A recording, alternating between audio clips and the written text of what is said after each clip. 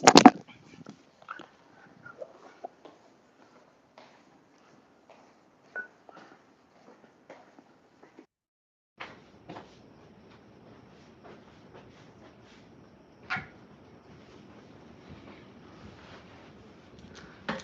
about that, y'all. I'm prepared. Well, I was prepared. I thought I was prepared. But let me see. I want to turn this. I want to turn these headphones off.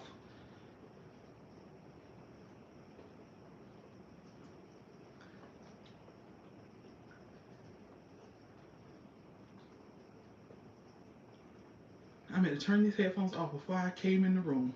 I'm not even sure if you can hear me.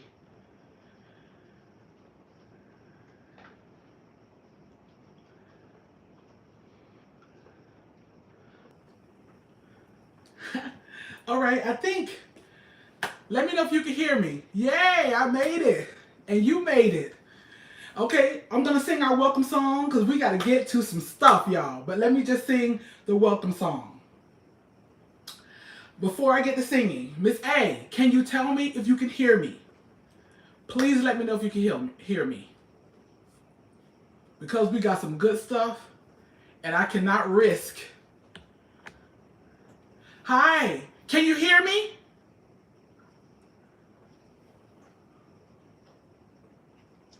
So while you tell me if you can hear me, I'm just going to go ahead on and sing our welcome song. Come on in the room. Come on in the room. Jesus is my doctor and he writes out all of my prescription and he gives me all of my medicine in my room. One more time. Thank you, Miss A. Come on. Let me put on my glasses. I can't even tell who's coming in the room. Come on in the room. Come on in the room, blessed ones. Jesus is my doctor and he writes out all of my prescriptions and he gives me all of my medicine in my room. Okay, you guys, I am going to get right to it because I was watching one of my lives. I was watching back, one of my lives, and it took me 12, 13 minutes to get to the point. I was like, come on, Deidre, get to the point.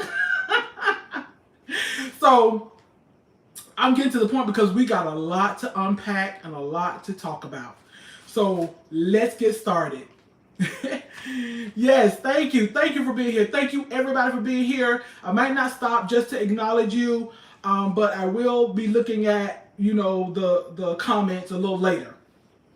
And I'll make room at the end. So if I don't acknowledge your comments, maybe even please hold them, unless you're just saying, unless you're just saying something pertaining to what I'm talking about. But I'm not going to be able to acknowledge them until a little later because we got some stuff. Now, let me preface this by saying, y'all, we going there. I'm going there. So I'm just telling you right now, watch your toes, because I might step on them. But I apologize in advance if I step on your toes and you say ouch. All right? Okay. This is about the secret language of men. Now, I wrote out all my notes, so if I look down at my notes, y'all, that's what I'm looking at. This is about the secret language of men and what they will never tell you. They will never tell you as a woman. They will never tell you these things. But we're going to decipher some code tonight. So before I get started with that, let me preface also by saying these are 3 things to understand when it comes to the language of men.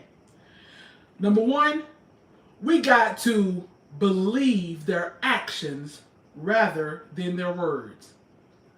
Men are of action. Men can say anything out of their mouths, but men are men of actions. They're just built that way. They're active.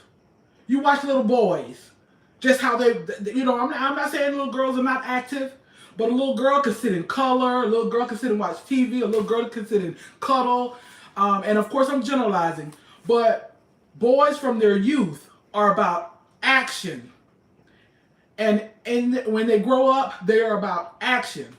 So if they're just running their mouth, you better watch their actions and do they align, like my cousin Verna said last week in the live. Their actions and their words must align. Also, we got to raise our level of expectation, ladies.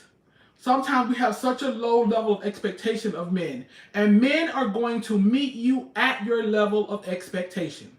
I'm telling you, men are going to meet, and a man who really, a full grown man who really cares about you, yes, yes, Lois, a grown man, not a grown boy, but a grown man who cares about you and is in pursuit of a relationship and perhaps even marriage with you, then that man is going to not only meet your level of expectation, he wants to rise above your level of expectation. So we gotta have some. You gotta give them.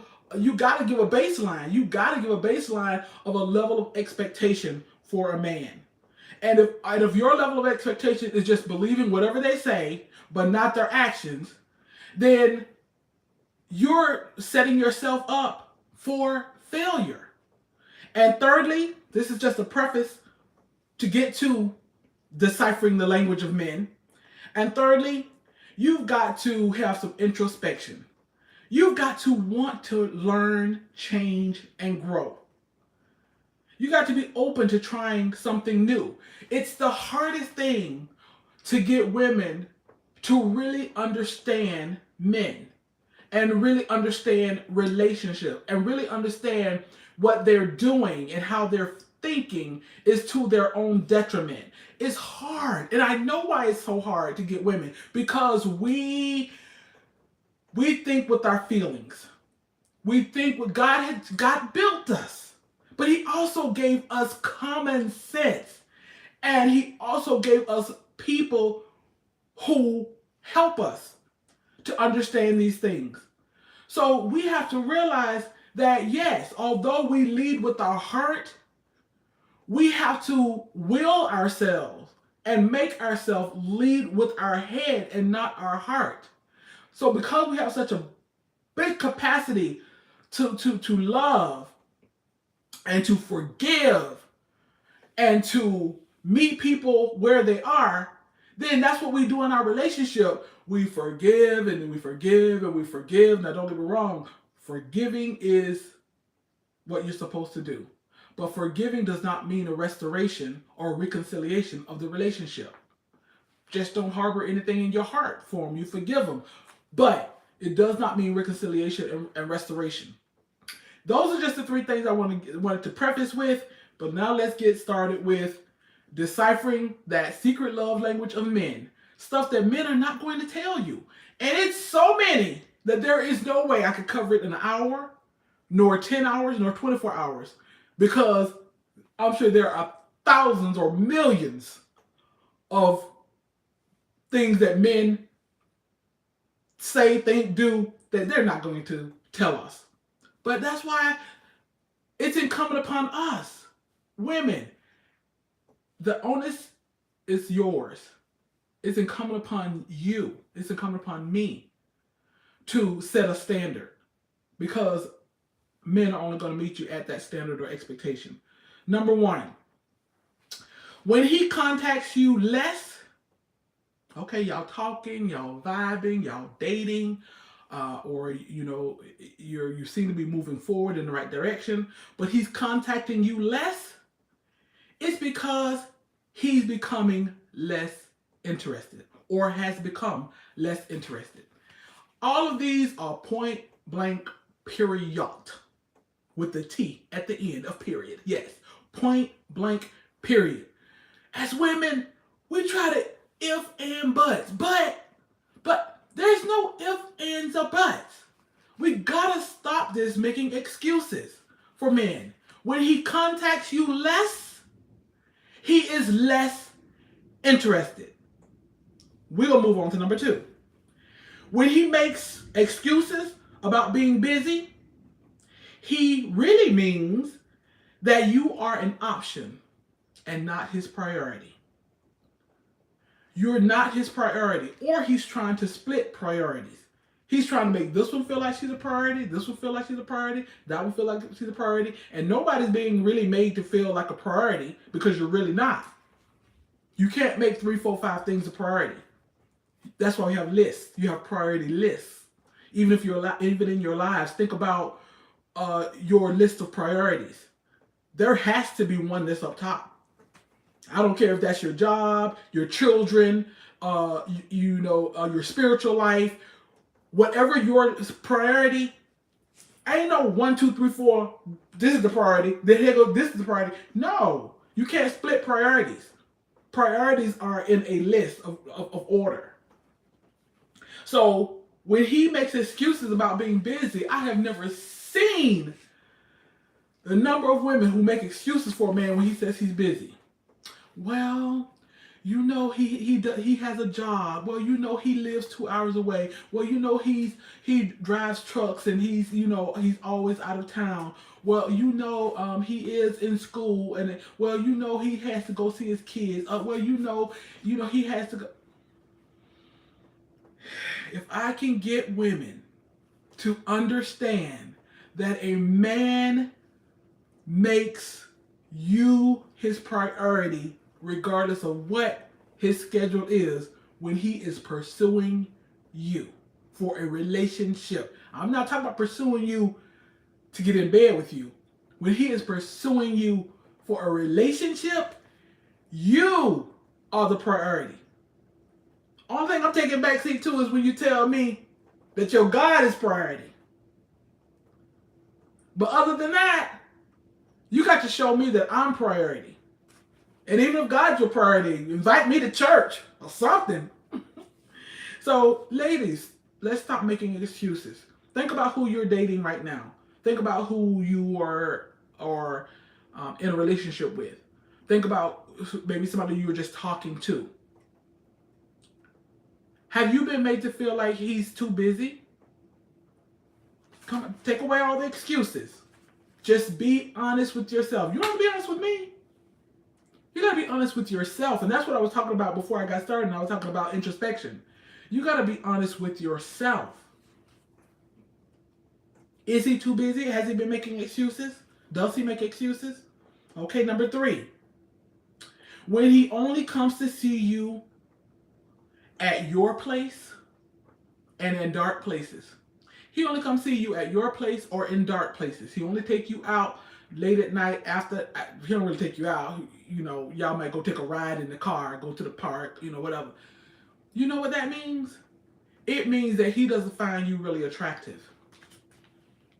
Ooh, that one might sting. That one might sting. But this is why I say this. Because men have egos. Men love arm candy. Men love showing off who they are attracted to.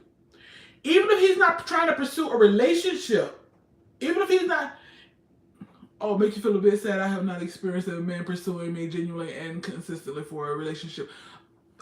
We'll talk. We'll talk about that. We will talk about that. And I don't know what your situation is. I don't pretend to know your situation. But I do know in general that, and I know some people, I have friends. I know some people who have not had, thanks Lois. Lois says she likes this video. I know people in general, and I have friends who say that they've never had a man to adore them. That's because you're going about it all wrong. Men don't adore, and I don't even have this one down here, but y'all just throw this in as a bonus. Men don't adore women that they feel like it's pressing them or it's after them. Or they don't respect. They don't respect a woman that they feel like they can lie to, that they can cheat on, that they can do anything to and come back. They don't respect. And they don't adore women like that. Will he beg your pardon? Yes. Will he beg and plead for? But they don't respect. Now, I don't mean that you can't forgive a person, but constantly back and forth, he doesn't respect nor adore a woman that he can do that to. But we can talk, and follow me on Instagram at SoSoBlessed1, and let's dialogue. I don't know if you have Instagram. If not, I can give you my email address. Let's dialogue about that. So that was number 3. I was talking about if he doesn't take you anywhere, he only sees you in dark places. He only sees you at your apartment or your house. He doesn't take you out, doesn't go anywhere with you, doesn't show you off. He's not attracted. He's not that attracted to you. I mean, he's attracted enough. Men don't have to be attracted just to have sex with you. I mean, he'll have sex with anybody, even if he's not attracted. And I don't mean all men. I don't, like I said, I'm not generalizing all men, but I am talking about most of them. A man doesn't really have to be attracted to you just to have sex. But a man that's really attracted to you, that's pursuing you and attracted to your heart and attracted to your character and wants a relationship with you, he doesn't find you very attractive if he's not taking you out, because a man loves arm candy. A man loves to show you off. So when he's not trying to show you off, is because either he's with somebody else and he don't want nobody to know that he's with you, or he's not that attracted to you, or don't find you very attractive and don't want other people asking him, man, what you doing with her? I told y'all it was getting real up in here. I know it's getting real up in here, y'all. I know it's getting real. I'm not going to apologize, but I know it's getting real. Number 4, when he gives you all kinds of excuses why he can't leave the other woman. He's giving you all kinds of excuses why he's still in an entanglement. When he's giving you all those excuses, what he really is saying is that he has no intentions of leaving her. He has no intentions of getting detangled. He has no intentions of getting untangled. And what I find so sad, yeah, I'll be back and forth with these glasses because it's like they bother me, but then I can't read what y'all saying. Hello. But he has no intentions of being detangled from this woman. So don't believe the lie. And what I was about to say is, what I find so sad is when we as women feel some kind of ill will towards the other woman. Like the other woman is holding him back. The other woman is keeping him entangled. The other woman he has to go be with her because she won't let him see his child if he doesn't. He has to spend time with this other woman, his baby's mama, because if he doesn't spend time with the baby's mama, he's not going to get to see his child. Hi, Lady NJ. And I'm just amazed at these excuses we believe. Oh, no problem. Thank you for being here. Thank you for being here. Hope you will get to watch the replay because I'm on number 4 right now. So I hope you get to watch the replay. And we're talking about, of course, you see in the title, but the secret language of men and what they will never tell women directly, straight out. So we go decipher it for them. But I find it just so sad when we make excuses, or when we believe the excuses of these men, and we get mad and salty with the other woman because like she's holding him in this entanglement. No man can remain in an entanglement when he does not want to be. No. Don't believe that. Don't believe he has to. Yes, if he is a grown man who is a good father, yes, he has to have a co-parenting relationship with that woman. And all of y'all got to be mature. That baby's mama needs to be mature. The grown man needs to be mature. You as the new person that's dating him or engaged him has to be mature. And you all have to think about the child. Yes. But don't believe the lie or the hype when he tells you that he has to do this or that. He has to spend all this time with her. You can't go with him because the baby mama don't want you with over there. Or you don't have to go in a house. But you can surely, she has no jurisdiction over his vehicle. You can ride with him in his vehicle to go pick up the child. Now I know I'm getting real specific, but these are real scenarios that I have seen and I have heard. I love paternity court. Love paternity court. So many relationship issues and entanglement go on with that. And quite often what I see is this very thing that I'm talking about. I see that the woman with the baby that needs the paternity test is on one side, and the potential father and his new woman or new wife, or the wife who he was cheating on to get this other baby, is on the other side. And the one woman is mad, and the two women fussing. The two women fussing, acting all kinds of ways, mad at each other, and he's standing there with his chest out because he loves it. Because he doesn't have a real heart for neither one of you. Not even the woman, he's not even his present wife or girlfriend. And the two ladies are mad at each other. And the baby's mama, she's really upset because she feels like the wife or the girlfriend on this side is holding him in this entanglement. Come on, ladies. Come on. Come on. The reason why he's still with her is because he feels like he can have both of y'all. He feels like it's okay to make both of y'all look like the fool. Please don't allow somebody to have you in an entanglement and stringing you along because and telling you lies about why he can't get out of this situation, why he can't divorce this woman, why he can't get out of the entanglement with his baby's mom. You tell them that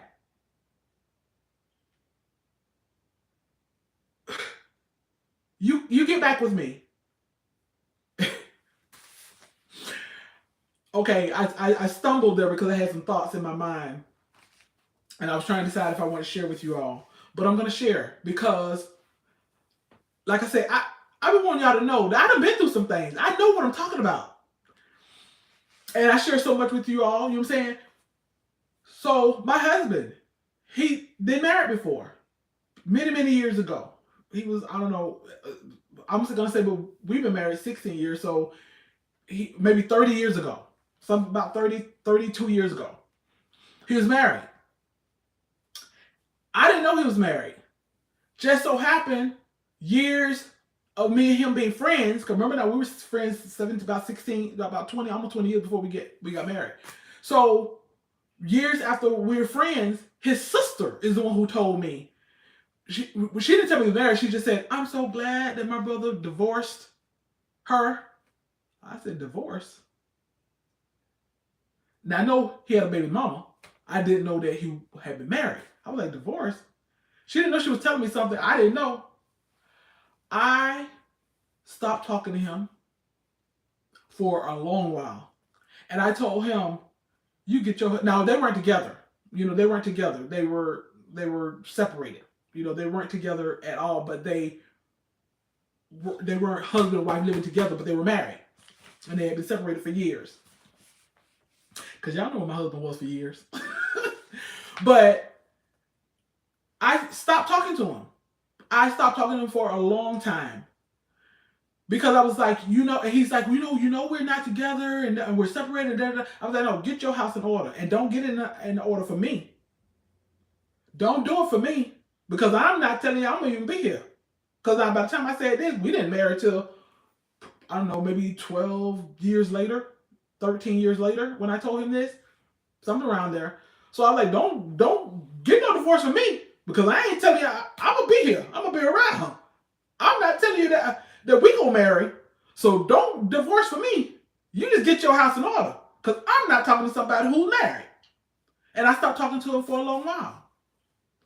And he would send a message by his sister, my sister, tell Deidre to accept my calls, tell Deidre to answer my letters, tell Deidre to, no. Mm-mm. No. So don't let somebody be in an entanglement and give you all kinds of excuses why they can't get untangled. Okay? Number 5. Tell y'all my business. But hope that helps somebody. I'll tell you my business because God allowed us to go through things so that we can have a testimony to help somebody else. So if I can help one person each live, I will share my testimony.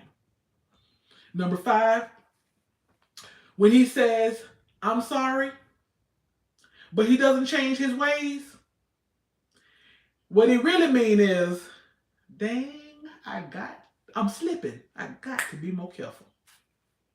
I gotta step up my game. That's what he really mean when he says I'm sorry. When there is no change, when there is no remorse, when there is no contrition. A man who is really sorry, he's going to show remorse. He's going to take responsibility and ownership of what he did to hurt you or what he said to hurt you. Don't have to always be cheating. It could be a plethora of things. But whatever it is, and we know with men, it's normally cheating. But whatever he did to hurt you, he could have embarrassed you in some way. He could have said something out of his mouth. He could have been harsh with you. Whatever it is. But if he apologizes and continues to apologize and continues to apologize, and there is no remorse, there is no contrition, he doesn't have a contrite heart and a sorrowful spirit, and he's not humble, then don't believe the continuous I'm sorries. Like I said, forgiveness does not have to mean reconciliation. You forgive, hold nothing in your heart, and you move on. Like I told you all once before, probably a few times before, but I told you I was dating this guy. This is, I always say before I got married, but I guess that's goes without saying. But it was after I had broke up with my daughter's father, and of course before I got married. But I was dating this guy, and things were just his stories just weren't adding up, and his lies were just too cumulative.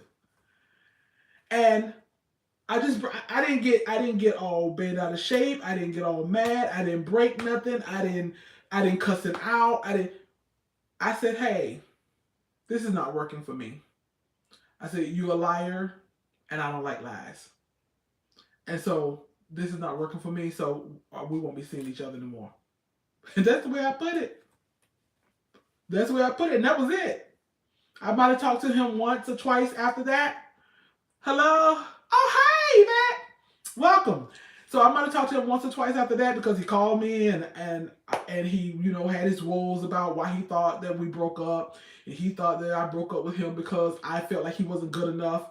Because I made good money, had my own house, own car, da-da-da-da. And I think he was living in like a apartment and anyway, but it had nothing to do with that. It had nothing to do with that. Honey, when my husband came home, he had a little duffel bag. That's all he had. But so it wasn't about that.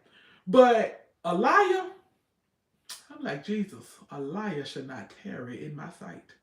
I see why God hates a liar. I hate a liar because a lies, just, ladies, y'all know, what lies do to us. Lies make us untrusting. It makes us second guess. It makes us paranoid. It makes us sad. So don't allow a liar to tarry in your sight. I'm telling you, don't let it. When you could take now, we all lie or done lied. I'm laughing because I lied to my husband. Oh God, I hope you don't watch this. But I lied to my husband a few days ago, and I had to repent. I had to repent. Not to him. I had to repent to God. I said, "Oh Lord Jesus, please forgive me. I lied." But so I'm saying, like I say, I always share. I'm open and transparent with you all because, and I know I'm not gonna leave y'all hanging because y'all be like, "What did you lie to husband about?" But anyway, I told my girlfriend something. I told my girlfriend something about my husband, and then so me and my husband and my girlfriend were all having dinner. He said, "Oh, didn't tell you?" And she's looking at me and she's like, yeah, some lies can kill, steal, and destroy. And she's looking at my husband and she's like, no, she didn't tell me. And I said, no, I didn't tell her. I was like, girl, you got me lying to my husband. I had to repent.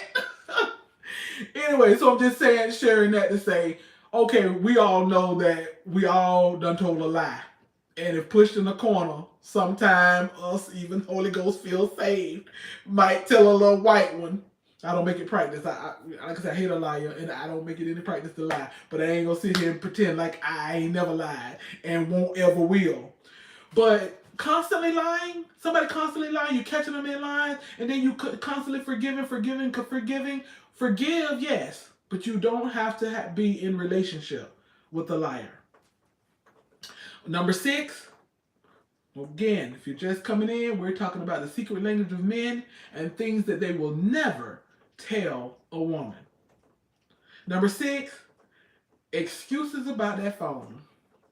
Y'all, this is the big one.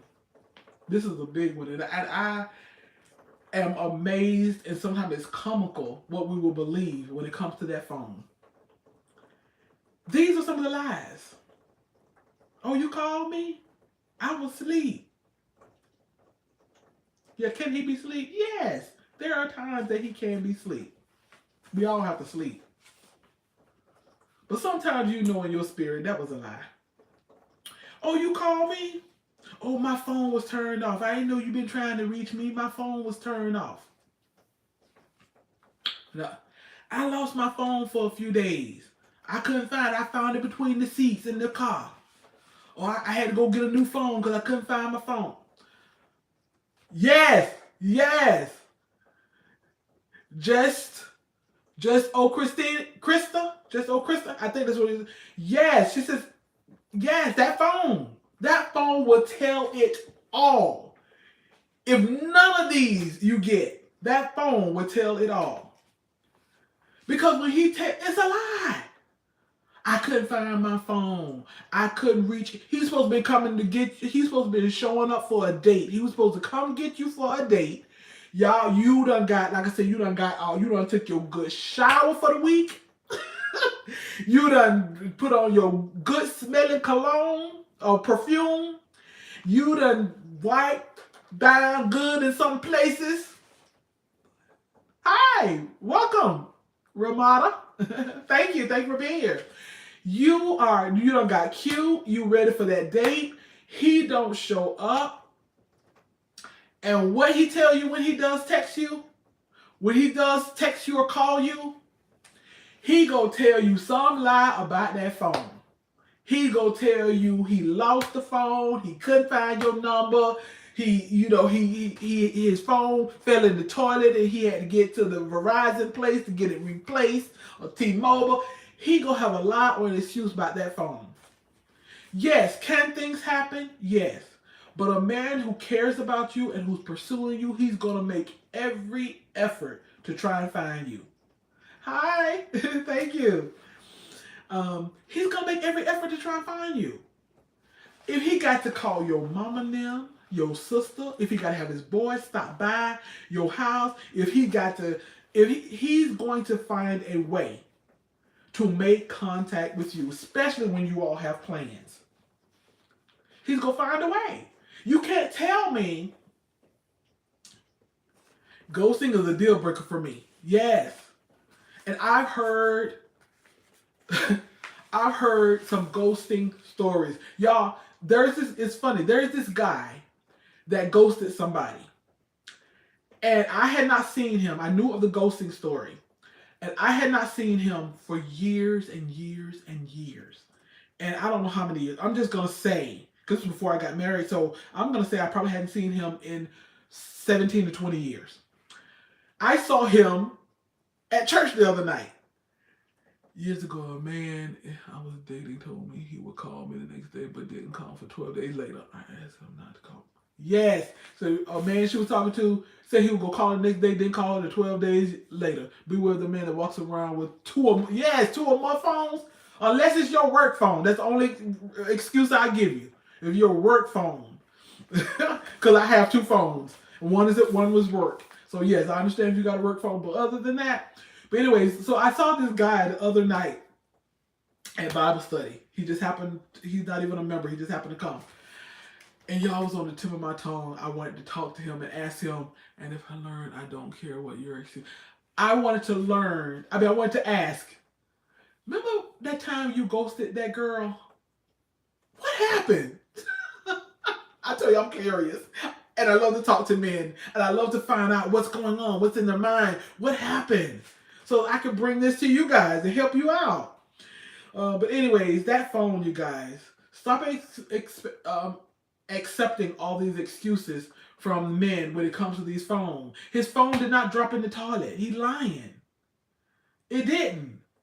Like I say now, all things considered, if you have a man who has been upstanding, who has taken you out, who has claimed you, who buys you gifts, who gives words of affirmation, he's caring, considerate, and then he lost his phone, or his phone fell in the toilet, or something like that. Okay, you can believe that, but you best believe he's trying to contact you as soon as possible. And I know these days you could not know somebody's number, because I know two phone numbers. No lie. I know my mama's phone number, not her cell phone. I don't know her cell phone number. But I know my mama's home phone number, and I know Charles' phone number. Those are only two. You could not give me $1 million right now. I don't know my daughter's phone number. So I do understand that happens in this day and age of technology. But don't believe the lies. Oh, y'all can go on and on about that phone, but we just go on to the next one. Number 7, I'm just going through some things right now. When the man tells you, I'm just going through some things right now. We can't be in a relationship. I think I may be too old to. No, you're not too old to date. No, you're not. No, honey, you're not too old to date. You might be too old to take what you used to take. And so you therefore may decide, I'm not going for the okie doke. Because that's what happened with me. I broke up with my daughter's father. I think I was around 23 years old when we broke up. At 23, 24, maybe about 24 when we broke up.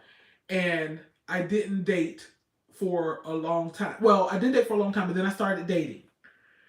But I would say probably the last, I'm going to say maybe 4 or 5 years before I got married, I stopped dating because I couldn't deal with what was going on. I was like, this what we doing these days? These are the lies they tell? This is what y'all do? So you're not too old. You're definitely not too old to date, but you might be at the age where you say, I can't take no crap. Therefore, that might leave you single a little longer than what you anticipate. Ghosting is when a man doesn't show up for a date without explanation. Exactly. But when he doesn't show up and he does have an explanation, beware of those explanations. Like I say, things happen. Life happens. We understand, things happen like that. But his actions and his words must align, like my cousin Verna said. But back to, I'm going through some things. Y'all, when a man tells you he can't be in a relationship or because he's going through some things, what he really means is that he's going through some women. That's what he's going through. He's going through some women. Because most men, and I'm talking about grown men, I hate to have to keep emphasizing that, but I'm not talking about grown boys. I'm talking about grown men. Grown men want a soft place in a hard world. I'm going to say that again. Grown men want a soft place in a hard world. So when he's going through, he wants, I tell you, I'm fighting for my son to get custody of him. And you ask questions, is he really your child? Well, okay, I'm going to come back to that. But yes, a man, when he's going through, he wants a woman to be able to be there for him and with him, to uplift him. to encourage him, to motivate him, to inspire him. And so he doesn't just use the excuse, I'm going through some things, and go through those things in isolation. Most men want someone going through with him and helping, like I say, and helping to encourage and motivate and uplift him. So don't believe the hype when he tells you, oh, I would, I would love to be in a relationship, but right now I'm going through some things. Going through some women. Yes. That's what he's going through. That's what he's going through. When he says he's going through some things, he's going through some women. And he's just not ready to make a commitment right now.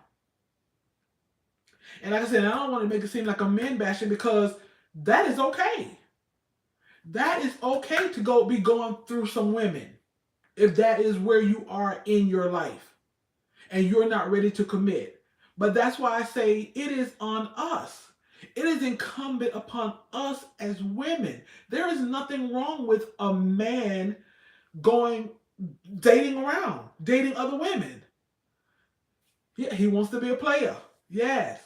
There's nothing wrong with men dating other women. But it's incumbent upon us to stand up and say, no, you can't, we can't be in a relationship and you are still dating other women. But now if y'all just dating, this is the thing women don't get. If y'all just dating and he's dating other women, you date other men. If you want to. That's if you want to. Yesterday, I remember my brother telling me, don't believe that excuse because they will want to be there while he's going through. Yeah, I'm so glad you shared that. I'm so glad you shared that from a man's perspective. Because a man, what God said, it is not good for a man to be alone. Adam had everything that God had provided, but there was nothing like a woman. There is nothing like a woman. So when God provided Adam a woman. So that's just like even now, even though that was back then, but God did not mean for man to be alone. So when a man is going through, he has someone there to go through with him and to uplift him and to encourage him. So when he's going through and he don't want someone to be there with him, a rock to be there with him to go through with, he's going through women. That's what he's going through. But we in our tender hearts, I thank God for our tender hearts. I thank God for our tender hearts, but our tender hearts, y'all, sometimes we just got to put some perspective on the tender heart. Yes, we have tender hearts. There's nothing wrong with having tender hearts. God built us this way. It was for, so we can nourish these babies, so that we can be there, that tender place for our men. So there's nothing wrong with being tender-hearted, kind-hearted. But God also made us smart. He made us intuitive. He made us intelligent. We just have to put it in action. But don't believe the hype that he's going through, and this is just a bad time for him right now.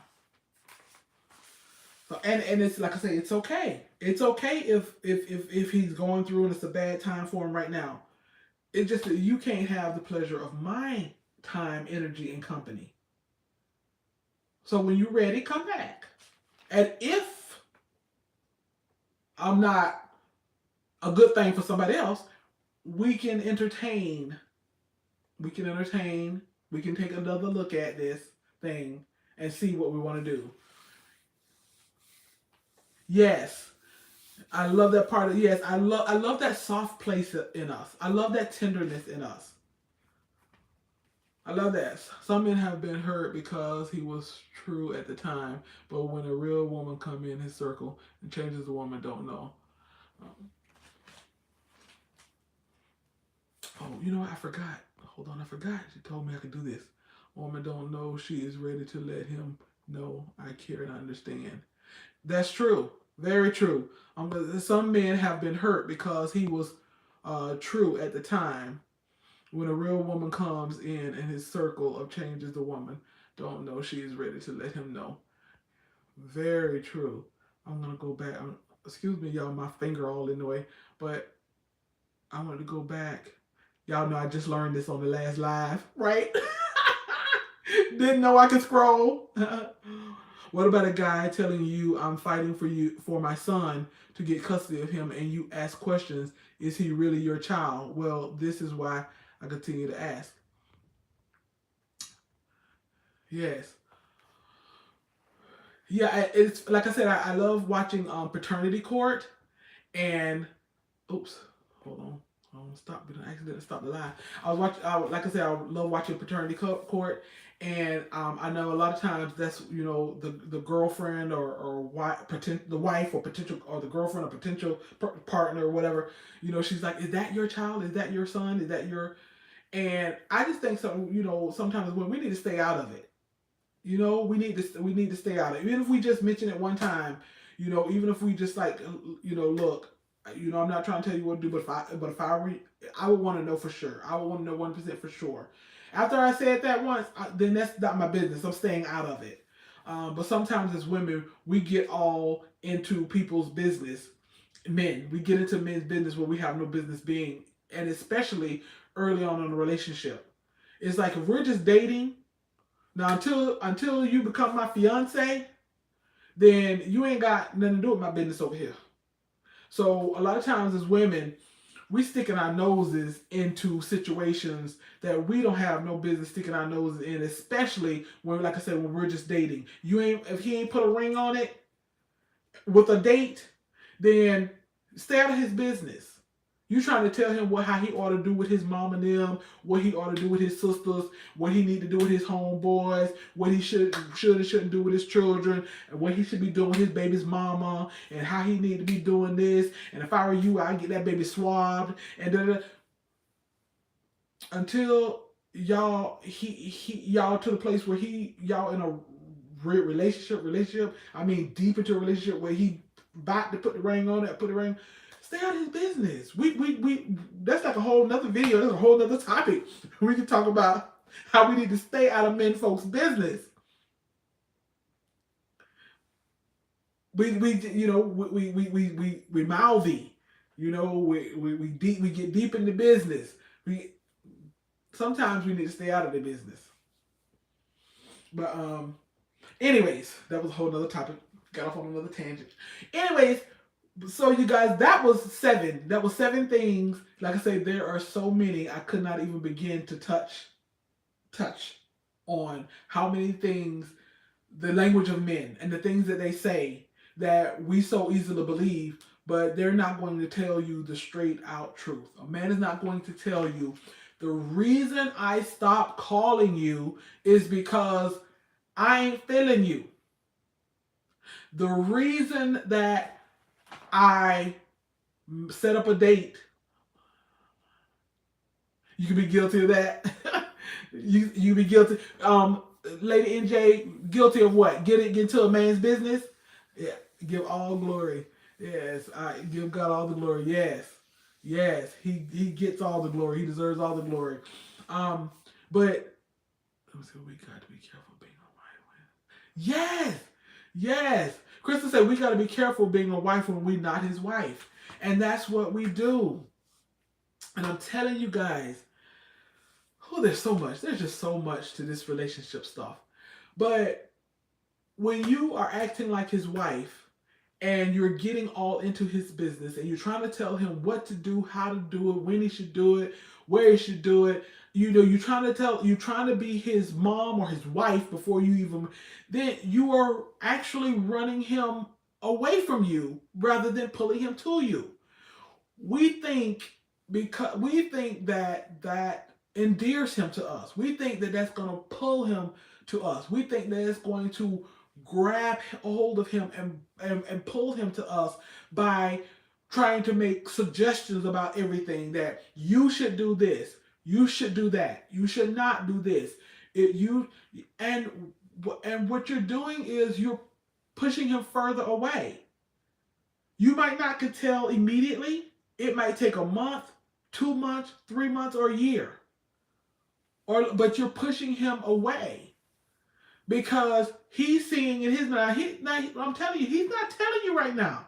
He's not going to tell you. He's not going to say, "Look, you acting like my mama, and I don't like it, and you're causing me to not want to be around you." He's not going to say that. See that we're waiting on men to tell us these things. I remember I knew a young lady who knew her husband was cheating. That's what she said she knew. She knew he was. She said, "I'm just waiting. I'm just waiting. I'm just waiting to catch him in the act." And that's what we do when it comes to these relationships. It's like we can know that I think when we act the way he sees our desperation. Yes. He sees our desperation and he sees straight through it. But yes, women, we think that we're waiting for a man to tell us. That we're waiting for a man to tell us that he's no longer interested. We're waiting on a man to say, "I'm not vibing." We're waiting on closure. We're waiting on a man to say, "I'm no longer interested." We're waiting on a man to say, "Well, I stood you up because, old girl hit me up over here, and I stood you up, and I couldn't call and tell you that I'm not coming over because old girl over here that I've been after for a while, hit me up and told me to come over. I couldn't call you up and tell you. I mean, I know what you would like for men to do is say, 'Hey, yo, old girl over here that I've been after for a while hit me up, and tonight may be the night. So I'm gonna go over, but I'm gonna holler at you tomorrow. Now I'm gonna holler at you tomorrow. I will holler at you, or if it's good over here with old girl, I'm gonna holler at you in a few days. I know you'll be here when I get back, cause I see all through. I smell fried chicken over here. Y'all know what I told you about that fried chicken. I smell fried chicken over here. I see how your self-esteem set up. So I know you'll be here when I get back. So just stay right there. I'm gonna holler at old girl over here. If things work out, I might not be back. But if things don't work out, or if I hey, if I decide, that, hey, old girl, let me do what I want to do, I'm back over here with you. That's what we want to hear. I mean, we don't want to hear it. But you know us. Why you can't just be honest? Why you can't just be honest? That's all. We like to do that. Why you can't just his actions show he isn't interested anymore? Yes. Listen, why you can't just tell the truth? Why you can't just be direct? Why you can't just be a man? Be a man and tell the truth. Yeah, you said tell us about the fried chicken? Okay, you're new to the blessed place and new to the live. Okay, you guys, I know you already heard this story, but let me just tell Christina real quick, and anybody else who is new. But I'm gonna tell you real quick, Christina, the story. I have a barber. He was my barber, but he was also a friend, and we were always talking about relationships, and I would ask him about relationships, whatever, trying to gather information for y'all. And he said that first lady, he always called me first lady because my husband was a pastor, and he said first lady. A man know when a woman got low self-esteem. He said it's just like fried chicken. He said, you fried chicken and you walk into a house and somebody fried chicken. He said, and you can walk into the house, it could be a day later, you can smell that fried chicken. You walk in the house and you say, somebody been frying chicken. He said, or you get in the car and somebody done been to Popeyes or Kentucky Fried Chicken, whatever, and they got a chicken box in the car. You be like, I smell fried chicken. He said, that's the way us men are with women who with low self-esteem. We come around the women with low self-esteem and we like, I smell low self-esteem. And he said, we treat y'all accordingly. And I laughed, but I was like, no. I was like, no, you. I was like, I told him, I said, I gotta share that with my blessed one. I gotta share that in the blessed place. He was like, yeah, first lady, share it with him. Drop the knowledge. He said, but it ain't gonna matter. It ain't gonna matter because they ain't gonna change. They ain't gonna change. That's the way men think. That's the way men think. Yes, they smell low self-esteem and they treat us accordingly. And they know healthy self-esteem. They know healthy self-esteem and they treat you accordingly. A man is going to meet you at your level of expectation or he's going to flee. He's going to leave you alone. He's like, I can't get over on her. These little sweet words, these little words that I tell all the women. Hello, beautiful. Girl, you know you fine. Um, you got a man. I know you got a man because you look good. Yeah, all of these things. He knows when he knows. Oh, thank you. Still coming first lady. Thank you. But no, I'm not first lady anymore. I shouldn't be so happy about it, but oh God, please don't strike me, Jesus. But it's a lot. It's a lot being first lady. It's a lot being pastor and pastor's wife and first lady. So I won't even get into that, but I am thankful that right now, at this present moment in my life, I'm not first lady. But anyway, but I thank God. I thank God, for the assignment because it it taught me a lot and it gave me an opportunity to speak with a lot of ladies and be confident for a lot of ladies and to share advice with a lot of ladies.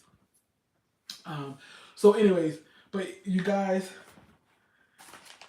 I'm telling you, our soft, tender heart is a blessing from God. But like I said, but we're also smart and intelligent, and we got to use our smartness and our intelligence, and we got to decipher these things that men tell us that their actions are not aligning. If you found a man whose words and actions are aligning, and he is consistent, then that is somebody that you want to allow to pursue you. And I'm telling you, ladies who have those men, dating in 22 can be exhausting. I've heard that. And that's why I'm taking a step back and let God send them to me. I definitely understand that. Like I said, the little while I was out there, and we talking about 20 years ago or more. The time I was out there, I was exhausted. I said, I can't do this. I cannot do this. So I'm gonna end this with some telltale signs and phrases that men use. And like I said, these phrases in and of itself does not mean that the person is automatically lying. Understand that. These phrases in and of itself, because there might be some phrases that you even use, but in and of itself does not mean they're lying. But you have to line these phrases up with what their actions are. So when a man deflects or evades a direct question, you're asking a direct question, you're looking for a direct answer. Are you still talking to her? Are you two still in communication? Do you are you married? Are you divorced? And he is trying to deflect? What are you married? Are you divorced?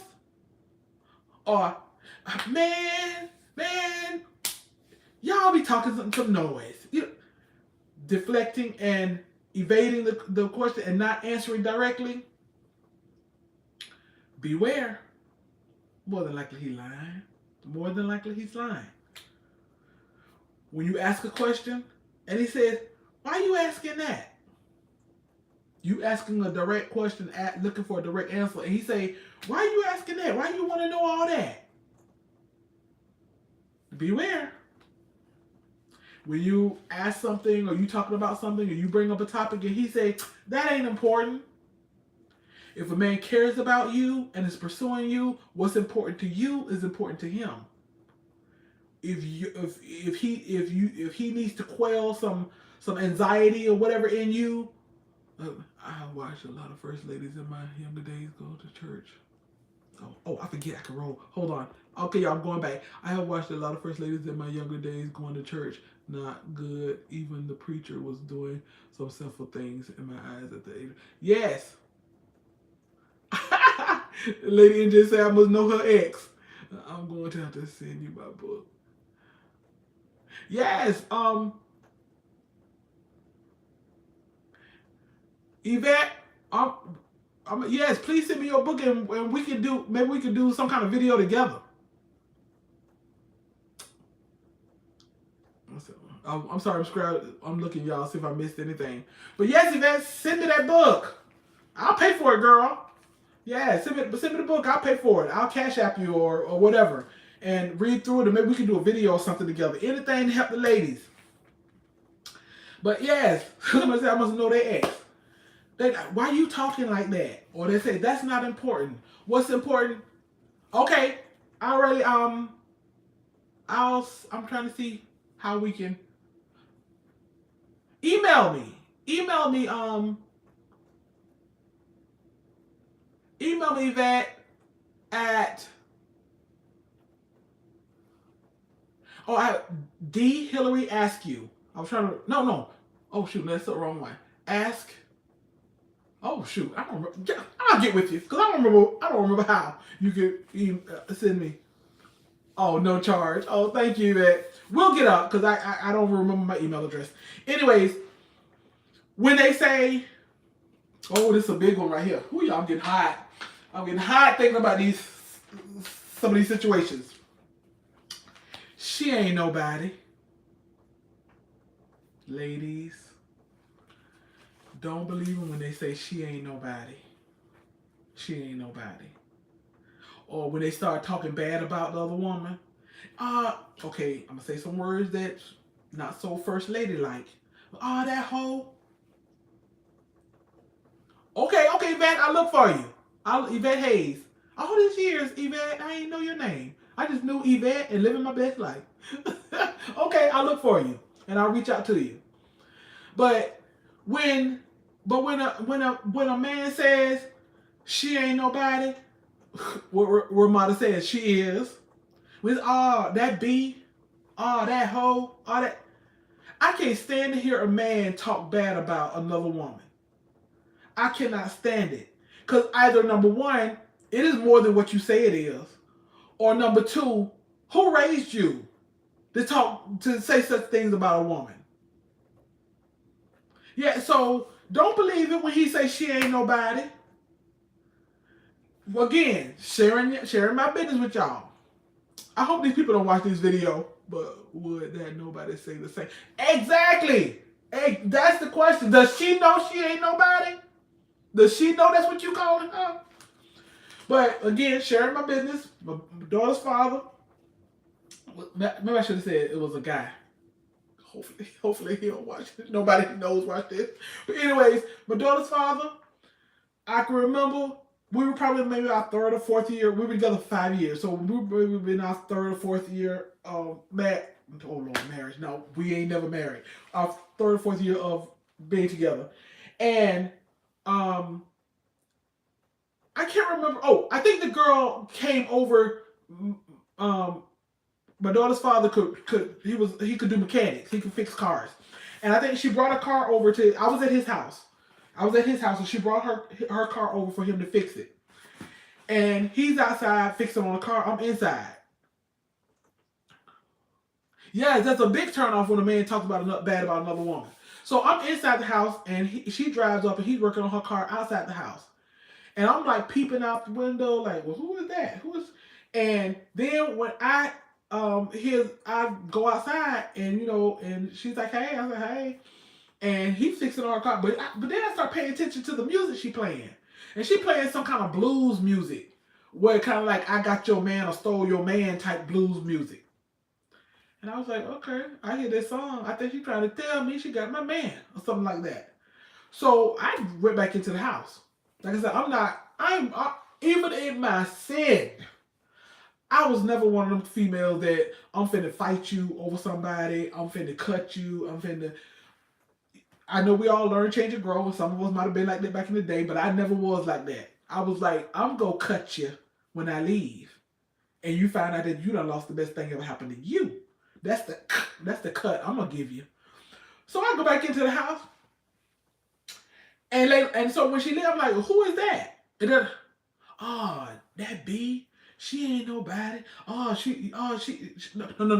I'm lying. Please forgive me. He did not call her B. He said, she ain't nobody. She just a friend. She I said, y'all got something going on? No, she loud, she obnoxious, she ghetto, she did, he's all these things. And like I said, please forgive me, he did not say she was a B. He said, maybe that's what I was thinking at that time in my mind. But he was like, she loud, she obnoxious, she this, she that, da da da da. In my mind, I was like, I don't believe him. I don't believe him. Cause why you can fix it on her car? And she this, she this, she did this, she that. How about a year later, she's pregnant with his child? And that child is now, who's my daughter's sister. I don't know how old, 23, 24, 25 years old, something like that. So I just shared that to say, don't believe the lies when you tell me she ain't nobody. Oh, she's somebody. She's somebody. Now, she might not be too much of nobody to him, but she's somebody. And she thinks she's somebody to him. And when he say, what you talking about? Every time he answer you, what you talk about?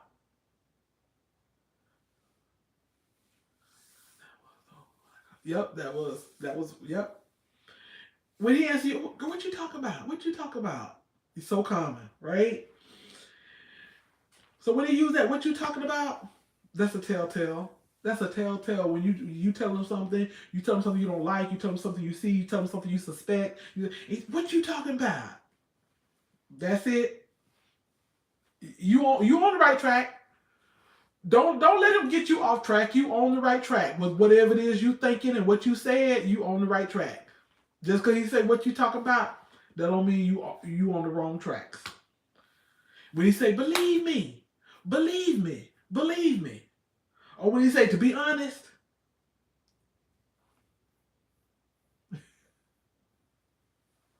it's just that she was a wildcat. You say I only got the woman's face if she get in between me and my guy, because was a mess back in the day. All of us were. That just wasn't my thing. I was just always even, kill, calm, but we were always a mess. Cause even after I called my ex in bed with another woman, we still were together. I think a year and a half later. So I didn't immediately break up. I broke up with him, but we got back together a few weeks later. But instead of letting him go and understanding my worth and my value, what I do, I said, what's good for the goose is good for the gander. And honey, and I started cheating too. We both cheating on each other for the last 2 years. But thank God for Jesus.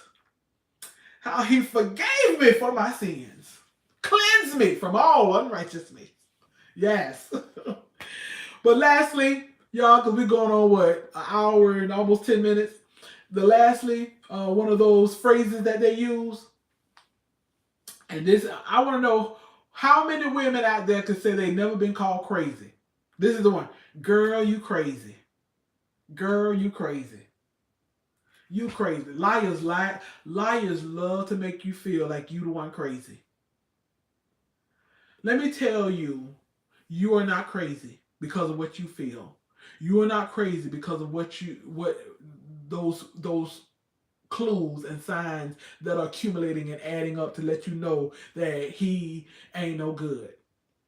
You are not crazy. But he's gonna make you think you crazy, and he's gonna make you so much think you crazy that you start questioning your own insanity and say, "Am I crazy? Am I being paranoid? Maybe I didn't read the text right, or maybe I didn't read that right, or maybe when I heard him talking to her on the phone and he didn't know the volume was up too loud." Maybe I didn't hear what I thought I heard. No, maybe he didn't. Maybe I didn't hear her say, yeah, all my ex still tell me I'm crazy. Maybe I didn't hear her say, what you doing? Where your wife at? Or maybe I didn't hear her, you ain't crazy. You heard what you heard. You felt what you felt. So don't let them make you think you are crazy. And that is kind of like the secret weapon of men is to make us think that we are crazy. The red flags are always there. We just choose to ignore them. Never again. And you And your gut never lies. Your gut never lies. Like now, I do want to say, like I say, sometimes our past experiences will cause us to be hypersensitive to something, and sometimes we'll call a thing that's not a thing because of we're hypersensitive and because of our self-esteem and because of the hurt and the pain that's been heaped on us, and because people we've had people in our lives who were not had our best interests at heart or who hurt us, that sometimes we will be hypersensitive to stuff and see things that are really not there sometimes.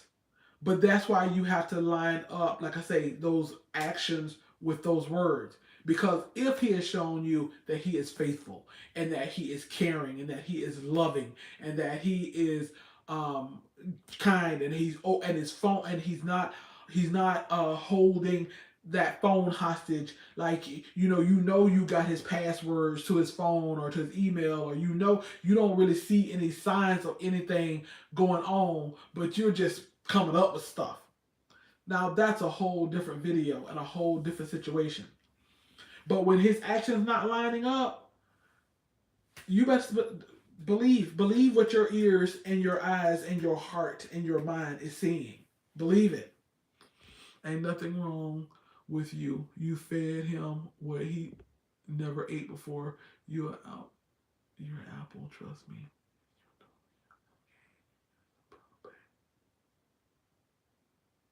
Yes, gaining your power back.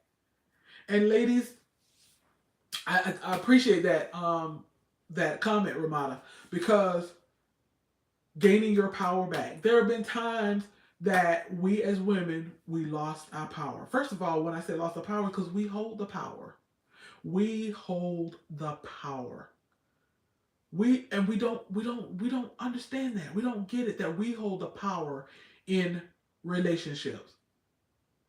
We hold that power in relationships because men men are made. They're built to pursue us. They're built to adore us. They're built to hunt, to be hunters.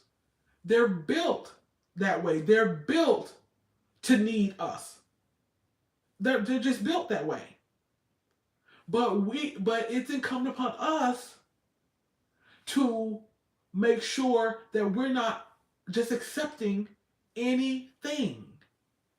That we have a level of expectation, that we have a level of self-esteem, that we only accept a level of commitment. We hold that power. And a lot of times we also lose the power. We lose that power. We give it away. We lose it. And it happens. Life circumstances makes that happen. Somebody can devastate you so bad that you lose that level of confidence that you once had. That you sometimes you could be a certain size, and most of your life you were a certain size, and then as you got older, you got heavier, and you feel like you've lost your power because you got heavier. But what you have to realize is that the power is not in your shape. The power is not in your figure. The power is not in your weight. The power is not in your age, your youth. The power is no, it's within. The power is within. It's your character. It's your self-esteem. It's your spirituality. It's knowing who you are. You are Christ, you are a daughter of Christ. You are a daughter of Zion. You are fearfully and wonderfully made. You are, God said it's not good for man to be alone, and then he made woman. It's you are vital. So you have to know those things and know who you are and know whose you are. And it really, just to tell the truth, that you have to have a spiritual life to know who you are and to know whose you are and to know to whom you belong. Because when you do, then you know that God did not make you to accept anything. He did not make you to allow anything. And if we saw ourselves the way our Father sees us, so you might not have had a physical father in your life. We all know that the only way you were here is biologically you had to have a father. But you might not have had a father in your life to show you and to teach you these things, because a lot of those things are just innate. Like a father don't always teach you verbally, but some of those things, your self-esteem is innately raised when you have a father in your life. And you might not have a physical father in your life, but you have to have a spiritual father in your life, because you have to know how your spiritual father views you and sees you. And when you know how your spiritual father view you, when you know that your spiritual father loves you unconditionally, when you know your spiritual father says, cast your cares on me for I care for you, when you know your spiritual father said that you are fearfully and wonderfully made, when your spiritual father did not make you know any kind of thing to accept know any kind of thing. And you got to also know that God, the men of God is not going to present just know anything to his man of God. So his man of God, he's going to present to that man of God a woman who is a good thing. So y'all know I can go on and on and on, but I think this might be the longest live that I've had so far. So I'm going to end it here. Well, I'm going to let you all, anybody got any words or any comments or anything you want to say, add, ask, anything like that. Yvette, I look forward to looking. Oh, thank you for being here, Jay. Yvette, I will reach out to you, Yvette Hayes, on Facebook. I encourage anybody else, to get Yvette's book. But I'm going to get it. I'm going to read it, and we'll talk about it. I don't know if Yvette and I want to go on video together, or if she just wants me to talk about it or whatever. But I'm going to read it, and we're going to talk about it. And also, too, speaking of book, one of my long time blessed ones. I call him Blessed One, but he's been in the blessed place for many years. And his name is Sean Heineman. So I know some of you, because some of you have been in the blessed place for so many years, you all probably know Sean. But Sean he's kind of rebranded. Love you, Yvette. He's kind of rebranded, and his brand is It's Scary to Remarry. So thank you, Dimitri. God bless you. So Sean and I are doing a Zoom video together on Monday before our live. So, our next week live, I will be here at 9:30 Eastern Standard Time, but at, I think it's 7 p.m., I'm meeting with Sean via Zoom. Oh, I love every single live. I look forward to Monday nights. Just got a little busy tonight. Thank you. Anyway, so such a great time together. Thank you, Deidre, and love you all, ladies and gents. Thank you. Wonderful time. But anyway, so Sean and I will do that Zoom, and then some kind of way we will, put it on.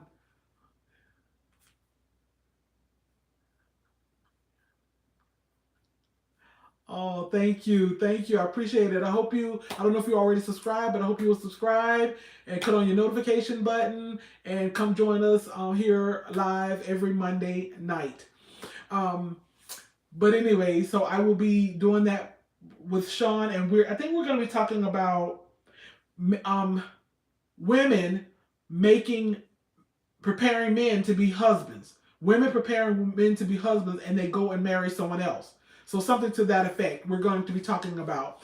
And then once we talk about it and we post it, I don't know if we're just only posting it over on his page or we're posting on my page, but I will be letting you all know, and I'll be sending you a link. If I don't post it here, I will be sending you a link. So I look forward to talking to Sean. I've been on his podcast before, and we have a great time together. So I'm looking forward to being on Sean's YouTube and being over on his channel.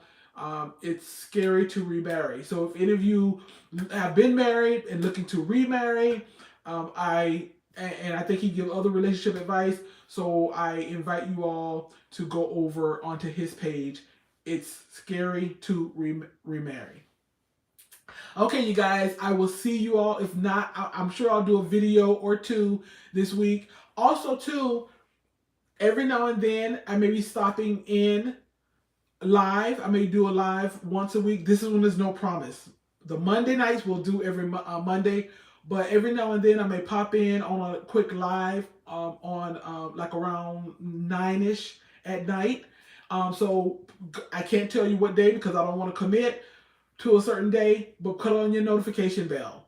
Put on your notification bell and catch me then, because we'll just do some chit chat. Because what I realized is that sometimes I chit chat too much before we get to the topic, and I'm like, dude, you got to cut out all that chit chatting and get to the topic, and we'll do a different live where we might just be chit chatting. Okay.